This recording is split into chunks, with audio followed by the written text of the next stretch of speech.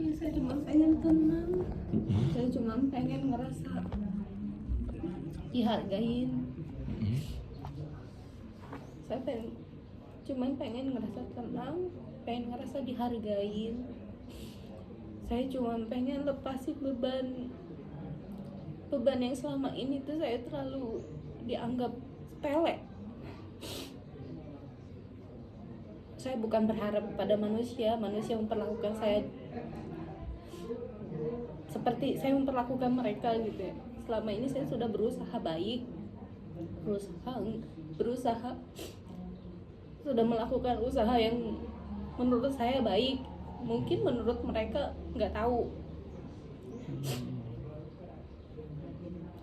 Saya nggak tahu harus kayak gimana. Selama ini saya nggak bisa cerita sama siapa-siapa, sama keluarga pun pernah cerita, reaksi mereka kurang baik.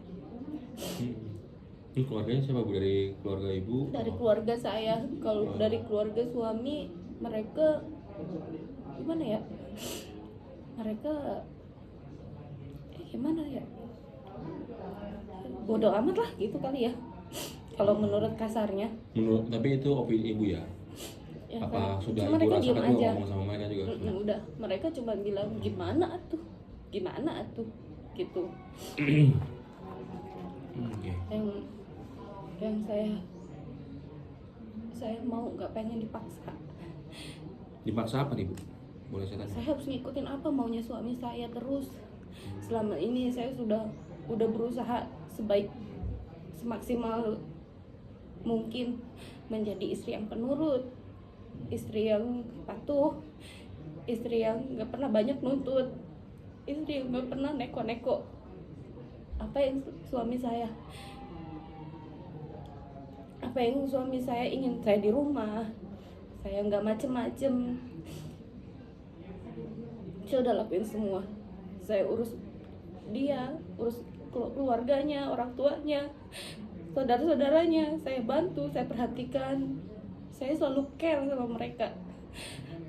Tapi saya nggak diperlakukan sama seperti saya memperlakukan mereka. Nggak tahu awal mulanya seperti apa. Pada saat itu saya sedang berduka setelah kehilangan anak ketiga saya.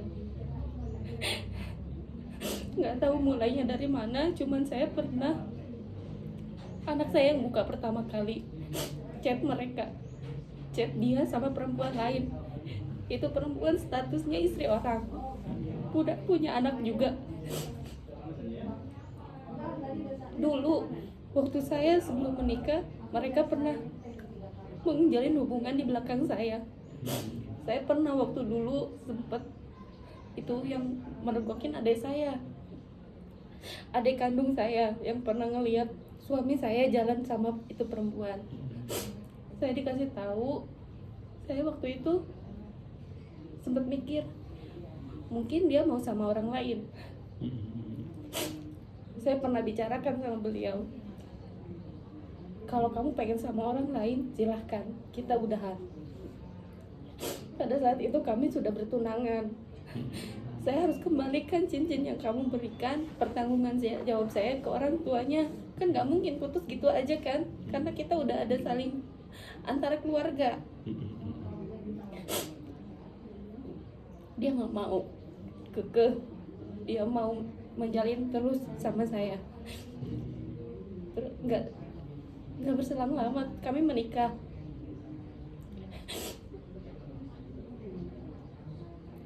Saya menikah, alhamdulillah. Saya nggak lama kosong, karena setelah pas menikah itu saya emang keadaan sedang subur. 2 bulan ya kosong. Saya hamil anak pertama dengan kehamilan yang aneh. Badan saya bengkak, bukan bengkak pada umumnya, merah bengkak. Bidan juga sampai bingung. Pas umur 30 minggu saya dirujuk ke dokter ibu ke dokter ya, tanya, minta USG dan periksa urin. Malam tahun baru waktu itu, malam tahun baru 2008 ya. Terus kata saya, ya udah kenapa emang ya, Bu, ini hamilnya bengkak-bengkak. Saya mah nggak paham, di sini nggak ada alatnya. Tanya, ibu ke dokter aja, nanti minta diperiksa ini kan. Dikasihlah surat. Ya udah ya, pulang lah. Dari awal menikah saya tinggal dengan mertua, ikut suami tinggal di mertua. Sampai sekarang, Bu? Sampai sekarang udah pisah rumah, tapi masih di situ. Daerah situ ya? Masih di situ. Jadi sebisa mungkin saya bantu keluarganya, saya ikhlas, saya ridho membantu keluarganya tanpa memikirkan pribadi sendiri. Saya dari dulu nggak pernah mikirin diri pribadi. Justru saya lebih mikirinnya yang penting saya bisa bantu mereka nggak kesulitan.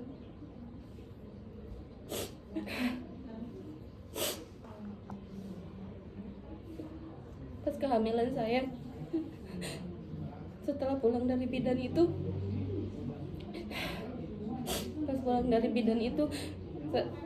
dia ngobrol sama mertua, kata mertua, kenapa, gimana, Mining suruh ke dokter, dirujuk, kenapa kayak gini, sambil ngobrol sama mertua. Ya udah, paginya saya biasa bikin sarapan.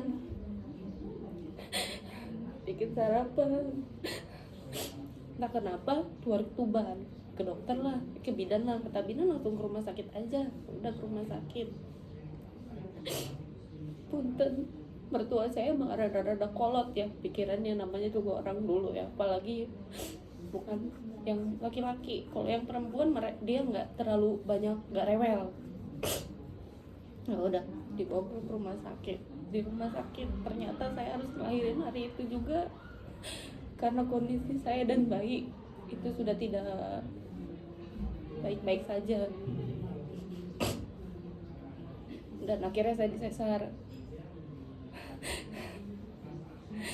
Saya ditemenin kakak saya yang perempuan, kan orang tua saya yang nggak mungkin pergi kemana-mana, dan keadaan kondisinya yang nggak baik-baik aja, kurang sehat.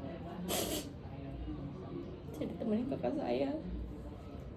Setelah anak saya keluar, lahir,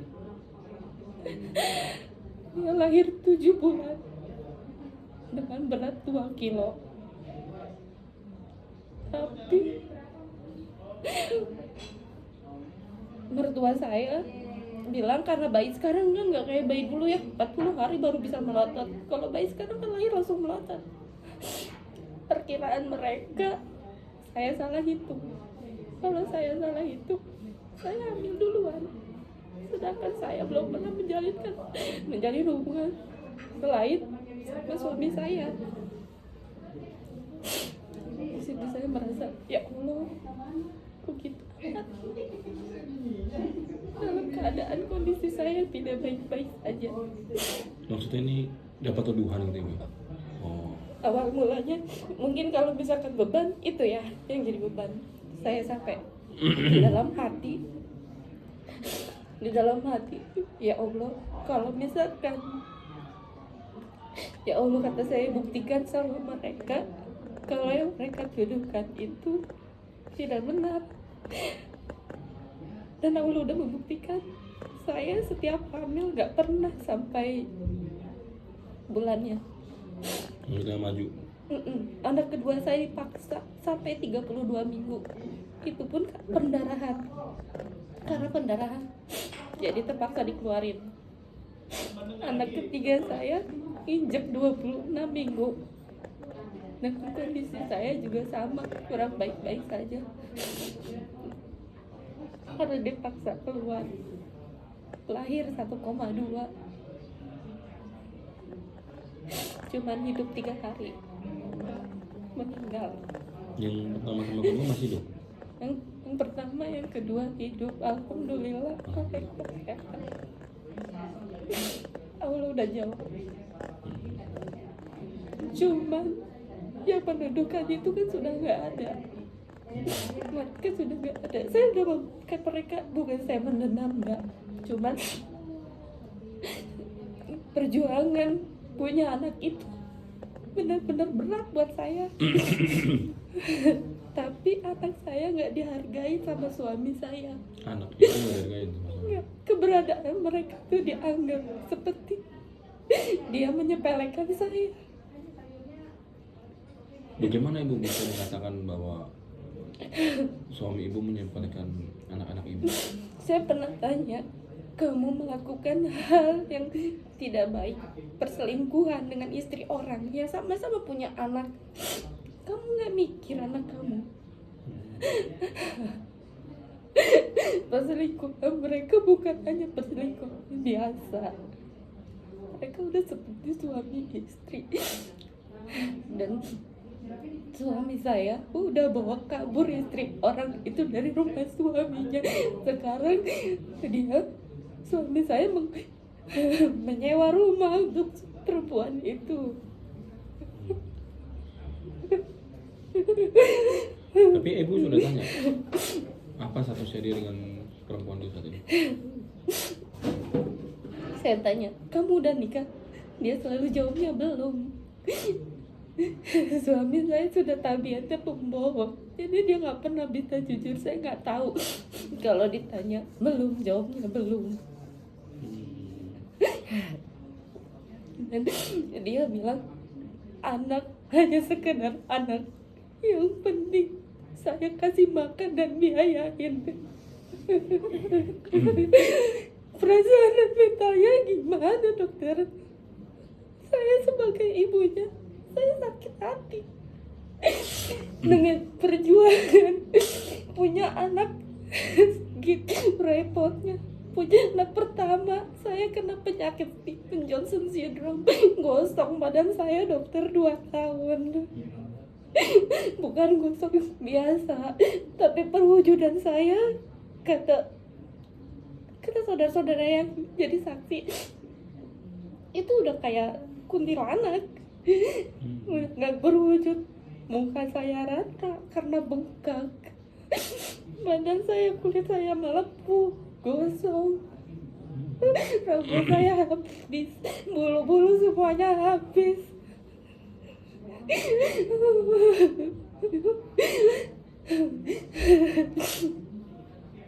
Apa itu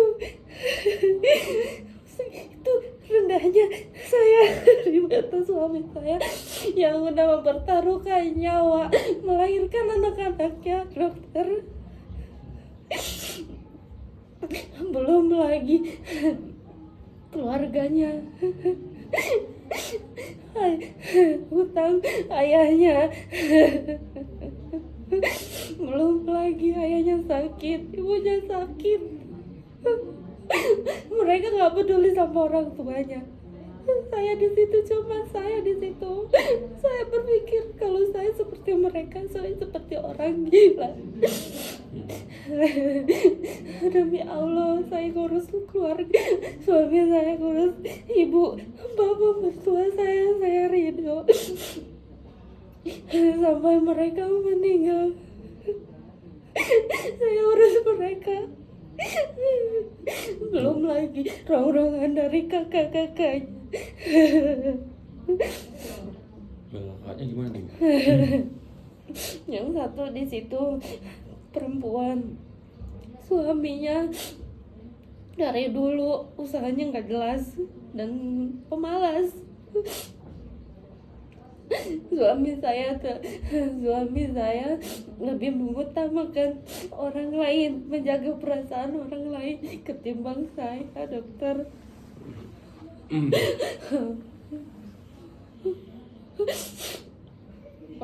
Kalau saya protes, itu dianggapnya saya itu nggak peduli, saya itu nggak care, saya nggak mau nolong, padahal bukan itu niat saya. Orang kalau ngebantu itu kan kita kalau bisa, kalau nggak bisa kan nggak bisa maksa, kita bantuan itu semampunya. Dia mah nggak gitu dokter, yang penting bodo amat saya mau ngomong apa, dia nggak mau denger. Saya nasehatin apa, nggak mau denger. Sampai dia ketahuan selingkuh pun saya kasih tahu.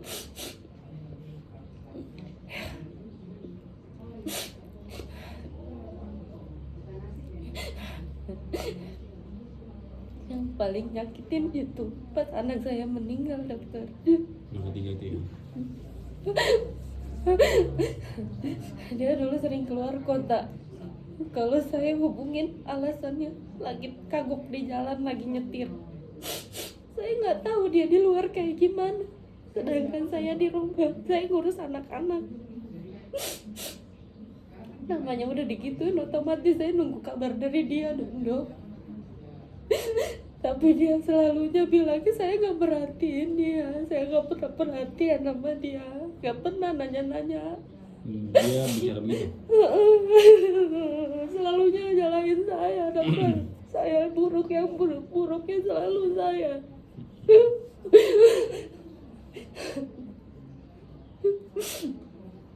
Saya udah bilang, kalau memang kamu pengen sama dia, silakan. Jangan libatkan saya dalam kehidupan kalian. Kamu udah berkhianat. Kamu nggak menghargai saya. Kamu udah nyepelein anak-anak, udah nggak menghargain anak-anak. Kalau kamu mau sama dia, silakan. Biarin. Yang penting kata saya jangan lepas tanggung jawab dari anak-anak. Dia marah. Selama ini saya nggak tanggung jawab. Kapan saya nggak tanggung jawab? Saya akui dia ayah yang baik. Dia ayah yang bertanggung jawab. Tapi terlebih itu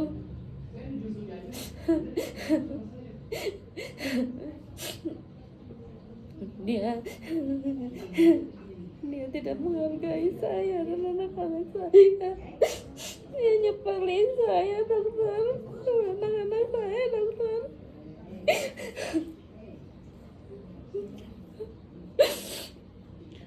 Ya saya harus ngikutin maunya dia.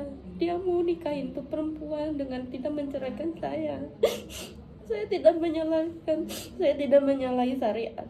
Poligami itu ada, saya tahu. Saya paham, saya ngerti. Saya nggak boleh melanggar apa namanya melupakan syariat. Tapi kan yang gimana dulu dokter?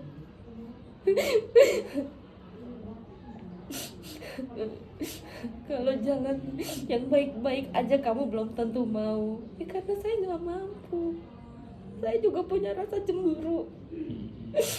Dia sama keluarganya saja saya nggak dianggap aja, saya seperti apa ya?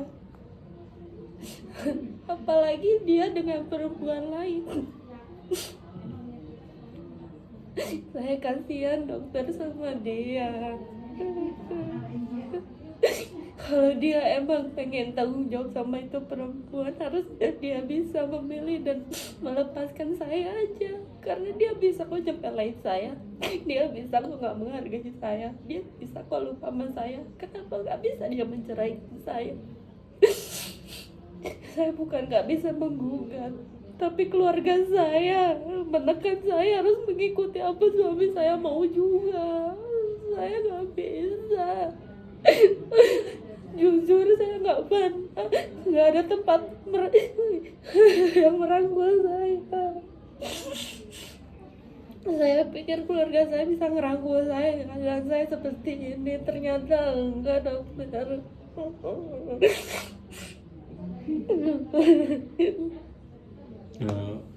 Apa yang ibu mau dari keluarga ibu? Merangkul seperti apa yang mau? Apakah ibu pengen didukung bahwa keputusan ibu adalah benar atau apa? Saya hanya butuh support aja kok. Support untuk dalam hal Saya nggak mampu untuk dipoligami. Saya bukannya nggak bisa menggugat, tapi saya dilarang untuk menggugat. Jalanin aja. Di sini selalu saya yang ditekan. Di sini saya yang harus di bawah kakinya suami saya.